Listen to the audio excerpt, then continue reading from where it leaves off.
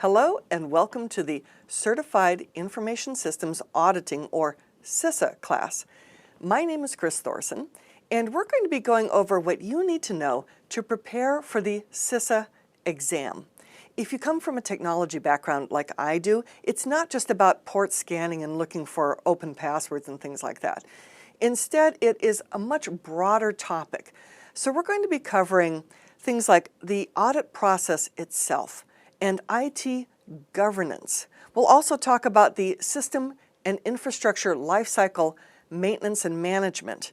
We'll talk about IT service delivery and support and protecting information assets, and a little bit of business continuity and disaster recovery. So why don't we get going and start on our preparation for the CISA exam.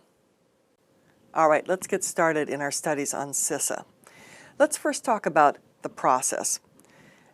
When you do an audit, there is a whole process, and in order to take the exam, they expect you to know this process. They don't expect you to know this particular pen test tool or that particular methodology, because when you do IS auditing, the field is so broad, so vast, that you can cover anything from the nuclear industry to health informatics, which is my background. Instead, we're going to be focusing on the general process, which can apply to then any industry or any type of audit situation. Before we get going, I'd really like to share with you a couple of things to impress upon you the seriousness of cybersecurity. Let's first take a look at a document here. This is from PricewaterhouseCoopers, and it was recently published. And PricewaterhouseCoopers is a big audit firm, and they do IS auditing, IT auditing, as well as financial auditing. And you'll notice they talk about 10 minutes on the stark realities of cybersecurity. More than just an IT challenge, it's a business imperative. And as we talk about certified IS auditor, we need to think not just as technologists, not just I'm looking for buffer overflows or I'm looking for open ports, but we need to look at a much broader sort of range here. We need to look at, are people doing what they're supposed to be doing? And do they even know what they're supposed to be doing? As we go through this class, we're going to talk about how do we approach making sure that there is some kind of procedure in place, and are they adhering to it, and how do we report it, and how do we handle irregularities and even management trying to conceal things. Like I said, this is a very broad topic. You're not expected to know specific little tools or exact standards or procedures, but you are expected to know that they exist and how they fit in the overall framework. I'd like to share with you another thing. If we go to SANS.org and we go down to the 20 critical security controls here, we can see that, okay, inventory of authorized and unauthorized devices, wireless device control, data recovery, malware defense, boundary defense, data loss, incident response.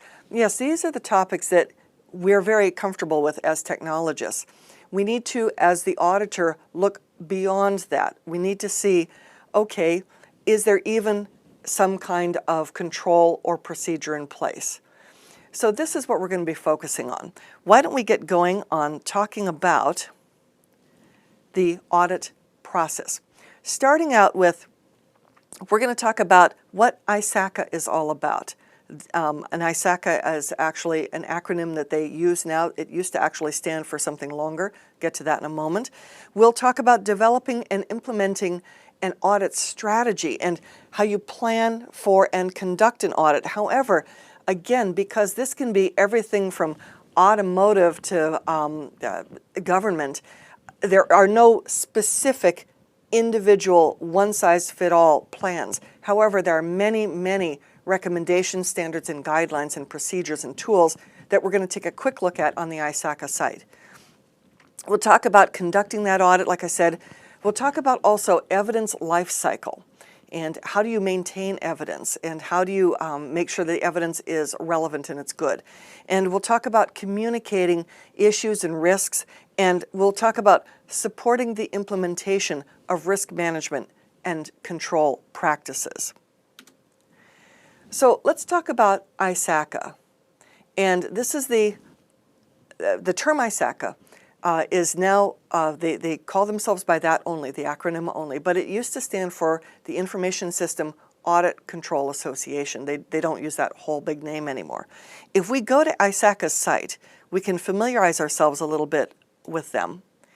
We can see this is ISACA's site. You can become an ISACA member. There's over 100,000 members in almost all countries in the world. And their whole idea when they started out was there were similar people who did a similar job of trying to figure out, are we in compliance? And they got together and they said, okay, what is it that we all have in common? And can we come up with some standards, some global standards that can be adopted in any situation? Now, as we look through these topics here, granted, they are aimed at much larger organizations, but you can pare down the concepts even to smaller organizations. You just don't have to maybe think in terms of many, many departments and people, but the principles still apply regardless of whatever. So we can see the ISACA site here, and one of the first things that they talk about is this concept of the Code of Ethics. And as a CISA, you are required to uphold the professional code of ethics.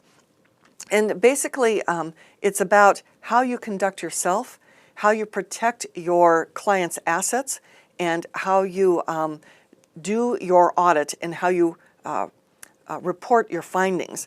So this code of ethics, it guides our conduct as professionals and also in a personal way when we conduct our audit. And we're all required to follow the guidelines, and we must perform tasks that adhere to the Code of Ethics. And if we actually go take a look at ISACA's Code of Ethics right here, we can see that they require us to, and you'll need to at least know the gist of this, support the implementation of and encourage compliance with appropriate standards. And ISACA was all about standards. We're going to take a quick look at some of the standards in a moment. Perform duties with objectivity and due diligence. The idea is that we do everything that is reasonably possible. We are diligent, and we do everything that is reasonable to discover and report any irregularities when we do our audit. And we maintain privacy and confidentiality, and we only communicate our findings to appropriate persons. And we maintain our own competency. The ISACA group, when you get your CISA, requires that you maintain your certification by getting regular continuing education. And that we inform appropriate parties. So we don't just go telling anybody about what we discover, only the appropriate parties. And we try to educate all the stakeholders involved. So we want to professionally educate not just the managers we're working with, but upper management as well as the workers, so that everybody understands, all stakeholders, they understand their role in information security.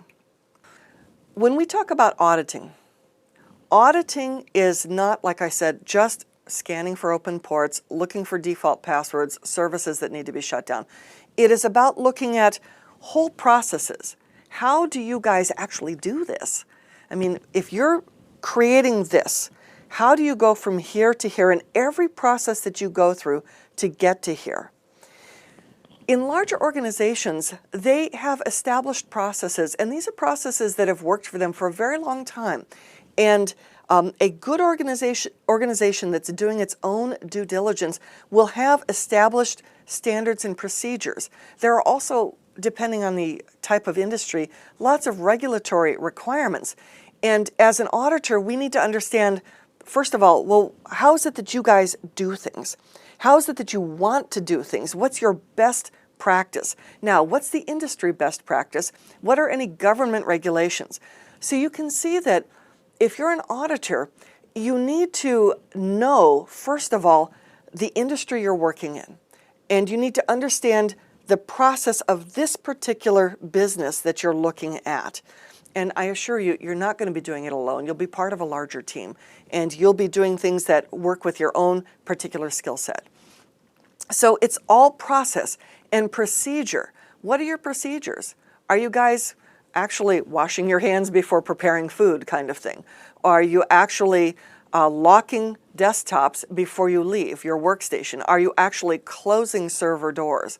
Do you actually have a guard there watching cameras? I mean, what is your procedure? And now, are you adhering to it?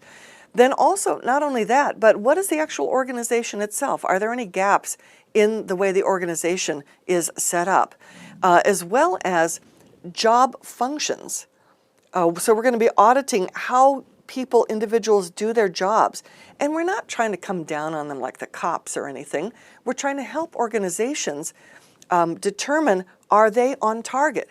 Because really, as PricewaterhouseCoopers pointed out in their other document, if you don't have a secure environment in terms of your data and your systems, you don't have much of a business. So we're helping them do that. And then, of course, we're also looking at systems. We're looking at databases. We're looking at networks. We're looking at firewalls. We're looking at the more technical aspects of their systems. So when we do auditing, it's called a function. It's an audit function. And we don't just go charging in there. We spend some time planning, really understanding what it is that we're supposed to do. And then, of course, we perform our audit. We organize our report. We report it to the appropriate parties. And also we manage, we come back and say, okay, I recommended that within 6 months you should have done ABC. Let me see if you've done it. So we do a follow-up. Did you guys follow up on the recommendations? And then also, of course, we use standards and legal requirements to do our auditing. The next thing we're going to do is actually go to ISACA's site and look at some of their standards. Again, you don't need to memorize them, but you should be aware of them, and you should be aware of how they relate to the job of the CISA.